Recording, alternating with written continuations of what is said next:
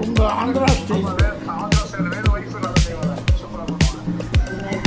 இல்லைங்க, நம்ம அங்கே போய் செய்ய முடியுமா? அவ்வளோ தூரம் போக முடியுமா? வெங்காயம் 10 காஞ்ச மிளகா, 1 டேபிள் ஸ்பூன் சோம்பு, 2 டேபிள் ஸ்பூன் இஞ்சி பூண்டு பேஸ்ட்டு, வரமல்லி 2 டேபிள் ஸ்பூன், சரிங்களா? மஞ்சள் 1 டீஸ்பூன், தேங்காய் 1 கப்பு. இது வந்து துருவின தேங்காய், கிட்டத்தட்ட வந்து 1 தேங்காய் ஃபுல்லாக துருவிருக்காங்கன்னு நினைக்கிறேன். நீங்கள் உங்களோட அளவில் அரை முடி தேங்காய் போதும் உங்களுக்கு, ஓகேங்களா? இது வந்து ஃபுல்லாக அரைக்கிற ஐட்டம். தனியா, காஞ்ச மிளகா, சோம்பு 3 போட்டு பொன்னிறமாக வறுக்கிறோம். இப்போ பாருங்கள், நல்ல ஸ்மெல் வருதா, வாசனை நல்லா செவந்ததுக்கப்புறமா அப்படியே ஆஃப் பண்ணிவிட்டு இதை அரைக்க போகிறோம்.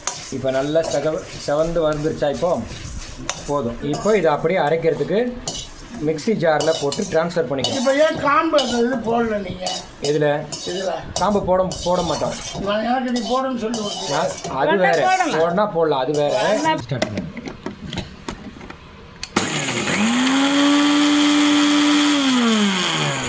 அதுலேயும் மூடு இருக்கா?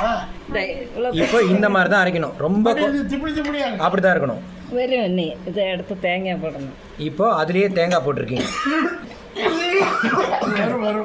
இப்போ வெங்காயம்,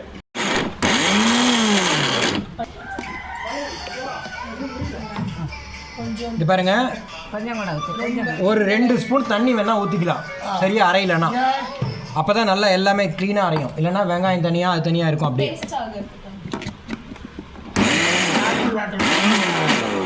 ரொம்ப தண்ணியாக அரைச்சிடக்கூடாது, கெட்டியாக தான் இருக்கணும். அது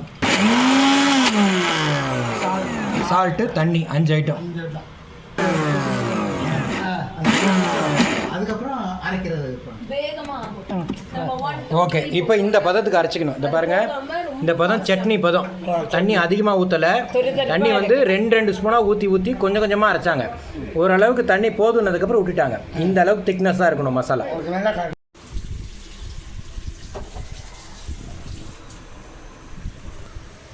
உளுந்து தாளிக்கிறதுக்கு போட்டிருக்கோம், நல்லா சகப்பாக ஆகணும். ஆமாம்,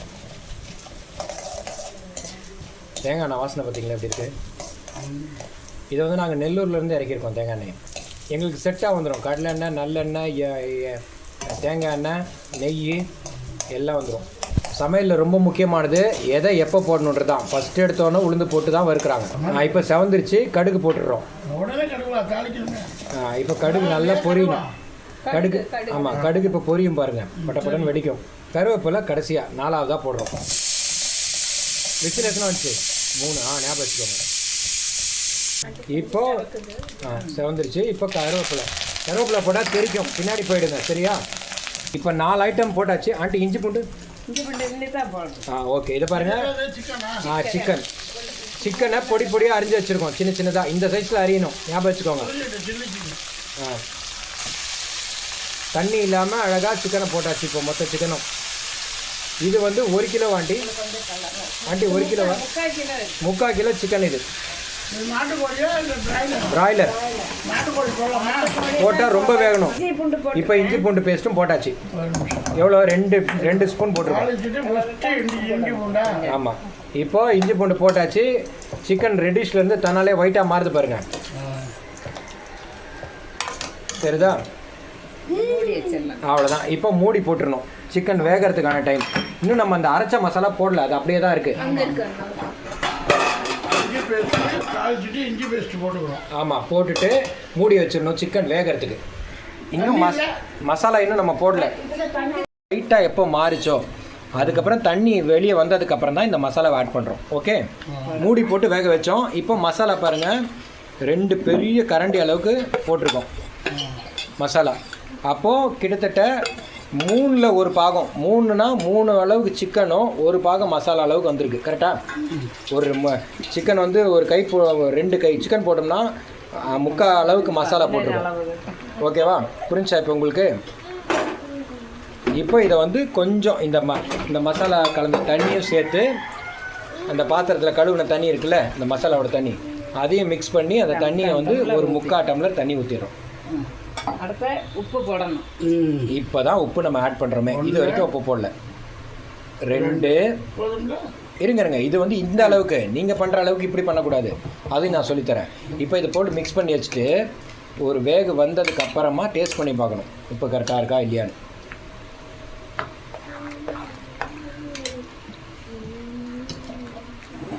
அவ்வளோதான், இப்போ மிக்ஸ் பண்ணியாச்சு. ஓகேங்களா, சிக்கனோட மிக்ஸ் பண்ணி இப்போ தான் உப்பு டேஸ்ட் பண்ணி பார்க்குறாங்க. டேஸ்ட் பண்ணி பாருங்கள். நீங்கள் வந்து இந்த அளவுக்கு உப்பு போட்டுறாதீங்க. உப்பு 1 ஸ்பூன் போட்டுட்டு டேஸ்ட் பண்ணி பார்த்து பொறுமையாக ஆட் பண்ணுங்கள். அவசரப்பட்டு முன்னாடியே நிறைய போட்டுறாதீங்க. நிறைய போட்டால் அதை கம்மி பண்ணுறது ரொம்ப கஷ்டம். ஓகேவா, இந்த அளவுக்கு தான் இருக்கும். சிக்கனோட இப்போ ஊறும். இப்போ தூக்கலாக இருக்குது, உப்பு அதிகம் இல்லை. இதுக்கு பேர் தூக்கல். ஒரு விரால் மீன் குழம்பும் அனுப்பிச்சு விடுங்க. இதில் என்ன ஒரு பியூட்டின்னா, அதான் கேரளா டிஷ்ஷில் உளுந்தஞ்சோறும், ஆமாம், அது ட்ரெடிஷ்னல் ஆத்தென்டிக் டிஷ்.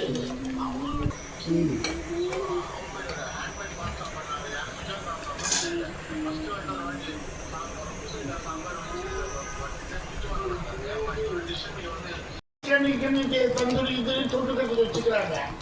அந்த காலத்தில் அந்த நாட்டுக்கோழியும் நாட்டுக்கோழி துவரணும் ஒயின் காம்பினேஷன் தான் இது பண்ணிட்டு லைட் டிஷ்ஷு பொங்கல் எடுத்துக்குவாங்க. விராலுக்கு எப்படி பண்ணணும்னு சொல்லுங்க எனக்கு. நீங்கள் உங்கள் ஸ்டைலில் சொல்லுங்க. ஒன்று மாஸ்டர், ஒன்று வந்து உங்கள் ஸ்டைலில் செய்கிறேன். நான் ஏதாவது ஏற்பாடு பண்ணி பார்க்குறேன். ஒரிஜினல் இங்கே தேடி பார்த்தது சரி. ரெடில்ஸ் போய் மார்க்கெட்டில் வாங்கணும். உங்கள் ஆந்திரா ஸ்டைல் இல்லைங்க, நம்ம அங்கே போய் செய்ய முடியுமா? அவ்வளோ தூரம் போக முடியுமா? வெறும் பருப்பு 1 கப் பருப்புக்கு 2 கப் தண்ணி ஊற்றி 1 ஸ்பூன் உப்பு போட்டு வேக வச்சது. மல்லித்தூள், சோம்பு, மிளகாத்தூள். 1 ஸ்பூனு, மல்லித்தூள் 2 ஸ்பூனு, அதான் டீஸ்பூன் அளவுக்கு 1 ஸ்பூனு, அதே டீஸ்பூன் அளவுக்கு 2 ஸ்பூன் மல்லித்தூள், அதே டீஸ்பூன் அளவுக்கு 1 ஸ்பூன் சோம்பு.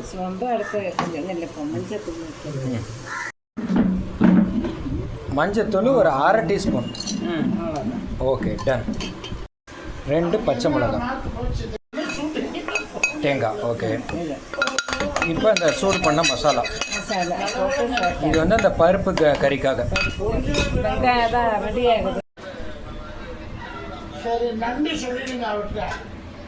ஆமாம், ஆமாம். இப்போ நல்லா வதங்கிடுச்சு, பருப்பை நல்லா மசிச்சு வச்சாச்சு. இப்போ அந்த பருப்பை அப்படியே அந்த தாளிப்பில் ஊற்றிடுறோம்.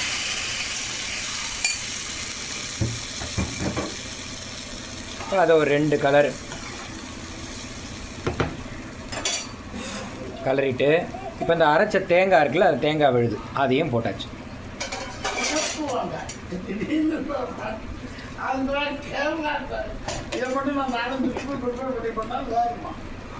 இப்போ அந்த மிக்சியில் இருக்கிறதையும் கொஞ்சம் தண்ணியை மிக்ஸ் பண்ணி அதையும் ஊற்றியாச்சு. அவ்வளோதான். இப்போ இது கொதி வந்ததுக்கப்புறம் உப்பு 1 ஸ்பூன் உப்பு.